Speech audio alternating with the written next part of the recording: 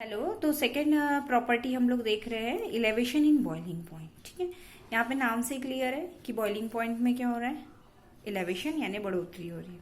ठीक है, elevation in boiling point को समझने से पहले एक चीज आपको बहुत अच्छे से समझ में आती है कि कोई चीज बॉइल हो रही थी 100 डिग्री सेंटीग्रेड पे, यानी उसका बॉइलिंग पॉइंट था 100 डिग्री सेंटीग्रेड, लेकिन अब आपने क्या कर दिया, उसमें सॉल्यूट को मिला दिया, तो अब वो 100 पे बॉईल होना शुरू नहीं करेगी, वो ज़्यादा टेम्परेचर पे बॉईल होना शुरू करेगी।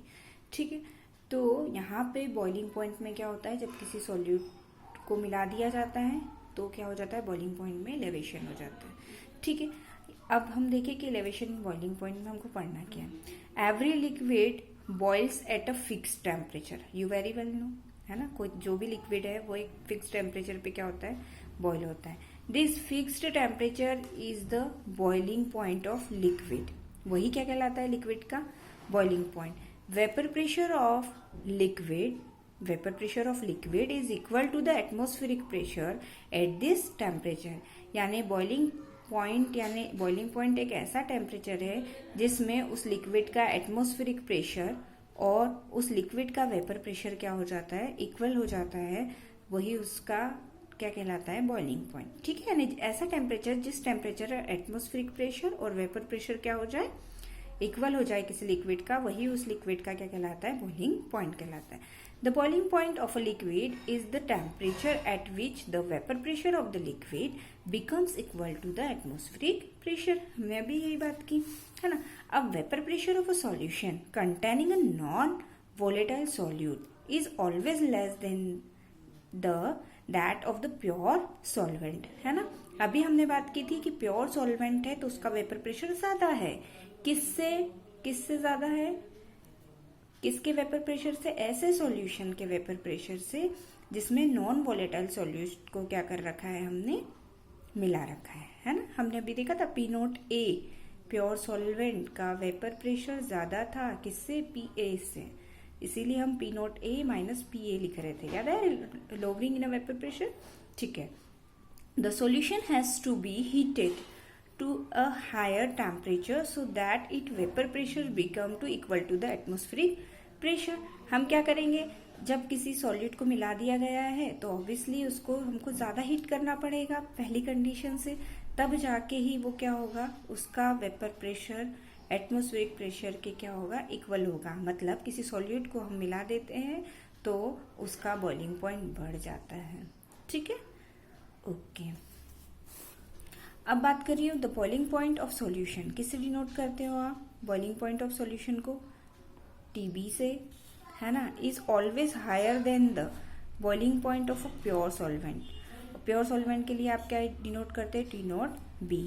ठीक है, तो टीबी हमेशा ज्यादा होगा। टीबी ज्यादा क्यों होगा, क्योंकि इसमें सॉल्यूट मिला हुआ है तो हमको ज्यादा बॉइल करना पड़ेगा, और टी नोट बी मतलब प्योर सॉल्वेंट का बॉइलिंग पॉइंट, और ये किसके इक्वल होता है, डेल टीबी के। ठीक है, और डेल टीबी क्या कहलाता है, elevation in boiling point. Elevation in boiling point मतलब कितना बड़ा बॉइलिंग पॉइंट। मैंने अभी बताया कि पहले वाटर जो था 100 पे बॉईल हो जाता था, लेकिन जब उसमें हमने सॉल्यूट या शुगर को मिलाया तो 120 पे बॉईल होने लगा, तो इलेवेशन कितना हुआ, 120 माइनस 100 यानी 20, तो 20 is your elevation in a boiling point, या TB minus T naught B equal to del TB is elevation in a boiling point. Elevation boiling point जो है वो एक कॉलिगेटिव प्रॉपर्टी है। ठीक है, elevation in a boiling point एक colligative property है, इसको हम देखते हैं क्यों।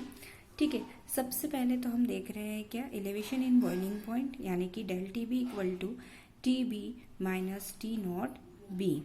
ठीक है, अब magnitude of this is determined from the lowering in a vapour pressure, किसकी हेल्प से निकालोगे आप, relative lowering in a vapour pressure. It is also directly proportional to the mole fraction of a solute. आप जैसे कि हमने अभी बात की थी डेल टीबी मतलब जो भी बढ़ोतरी हुई वो किसके डायरेक्टली प्रोपोर्शनल हो रही है, वेपर प्रेशर के, यानी वेपर प्रेशर बढ़ रहा है, vapour pressure relative vapour pressure में जो चेंजेस आ रहे हैं वो किसके बराबर आ रहे हैं, बॉइलिंग पॉइंट में चेंजेस के इक्वल आ रहे हैं। राउल्ट्स का लॉ क्या है कि वेपर प्रेशर जो होता है वो डायरेक्टली प्रोपोर्शनल होता है सॉल्यूट के मोल फ्रैक्शन के। ठीक है, यानी del T B directly proportional to del P and del P is directly proportional to X B. दो इक्वेशन थी, दोनों इक्वेशन से हमें क्या वैल्यू मिल जाएगी, del T B directly proportional to X B, because del P are equal, so we will get del T B directly proportional to X B. ठीक है, जब भी कोई प्रोपोर्शनलिटी का साइन हटता है वहां पे एक कांस्टेंट आता है, मेरे पास कांस्टेंट क्या आया है, के, यानी इस इक्वेशन से मुझे मिला del T B equal to K X B. ठीक, अब एक्स बी को ओपन करके देखें, X B equal to N B. What is X B? X B is a mole fraction of solute.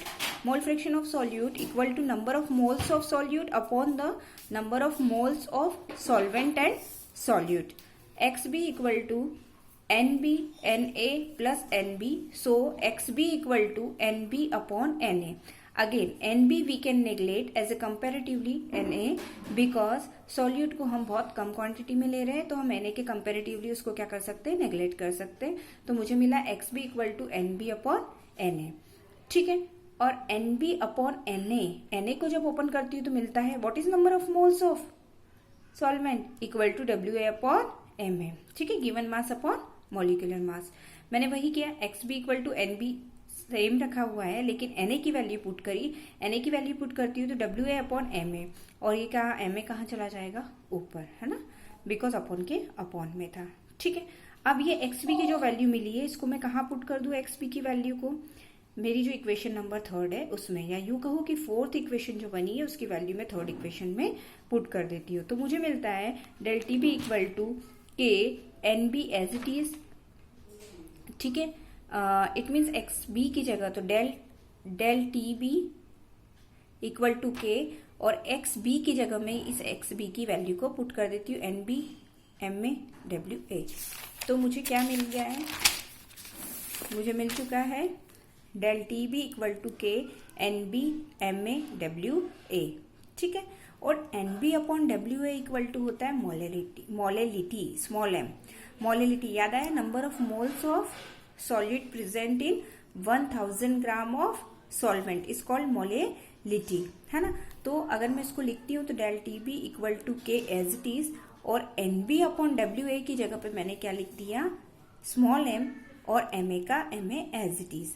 For a particular solvent, K and Ma are a constant. Particular solvent like molecular जो मास होता है वो तो particular solvent के लिए like water का 18 ही होगा हमेशा, है ना, तो सेम होता है। Hence replacing by with another constant Kb, यानी ये दोनों वैल्यू क्या होती है, कांस्टेंट होती है, K वाली भी और Ma वाली भी। मॉलिक्यूलर मास भी किसी का भी चेंज नहीं होता, वो भी एक कांस्टेंट वैल्यू है। तो K and Ma is a constant, तो दोनों कांस्टेंट की जगह हम एक कांस्टेंट रख देते हैं, उसको हमने डिनोट करा Kb से। तो मुझे मिला del Tb equal to Kbm, है ना। अब आपको इस इक्वेशन से क्लियर है कि ये भी किस पे डिपेंड करा, नंबर ऑफ मोल्स। मोलिलिटी मतलब क्या, the number of moles of solute, और हम इसीलिए तो ये क्या हुई है, कॉलिगेटिव प्रॉपर्टी। ठीक है, तो डेल टी भी किस पे डिपेंड करती है, मोलिलिटी पे, और मोलिलिटी क्या होता है, number of moles of solutes present in a solution in a 1000 gram. ठीक है, तो वही यहाँ पे भी वही हुआ है, मोलिलिटी पे डिपेंड करता है, और molality number of moles of solute पे डिपेंड करती है। It means it is also a colligative property. ठीक है, अब इससे भी हम मॉलिक्यूलर मास को कैलकुलेट करते हैं, किसके मॉलिक्यूलर मास को, सॉल्यूट के मॉलिक्यूलर मास को कैलकुलेट करते हैं। आपके पास है डेल टी बी के बी एम, एम को आप ओपन कर लीजिए। अगेन आपको याद है मोलिलिटी का formula, W B upon M B into 1000 upon W A. ठीक है, आपने वही किया, del T B equal to K B, molality का फॉर्मूला पुट कर दिया, W B M B into 1000 upon W A. हम किस लिए कर रहे हैं कैलकुलेशन, हम निकालना चाह रहे हैं किसको, मॉलिक्यूलर मास ऑफ सॉल्यूट। मुझे सॉल्यूट का मास चाहिए तो इसको इधर पहुंचा दूं, डेल टी बी को इधर ले आओ, बाकी सेम टू सेम। ठीक है, तो एम बी उधर चला गया, K B W B into 1000, M B की जगह क्या आया, डेल टी बी उधर से, डब्ल्यू ए का ए। हाँ, और ये मैथड ऐसी मैथड जिसमें हम elevation in a boiling point की हेल्प से किसको निकालते हैं, मॉलिक्यूलर मास ऑफ सॉल्यूट को निकालते हैं, उस मेथड को बोला जाता है इबुलियोस्कोपिक मेथड। कौन सी मेथड है ये? इबुलियोस्कोपिक मेथड। क्या होती है इबुलियोस्कोपिक मेथड?